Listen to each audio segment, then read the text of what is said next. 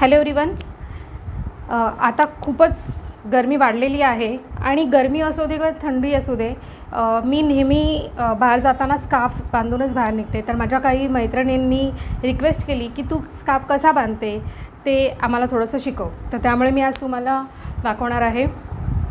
आपला हा normal scarf जो आहे मार्केटमध्ये मिळतो तो घेतला. ओके. आणि सिंपल आहे खूप. असं आपल्याला ओके. त्याच्यामुळे कपाळ फोरहेड आपलं कवर झालं. सेकंड, इकडचा हा जो पार्ट आहे हा जस्ट असा फोल्ड करायचा. ओके. आणि हा इथून नोजच्या वरती असा फक्त आईज ओपन राहतील आणि असा बांधायचा आहे.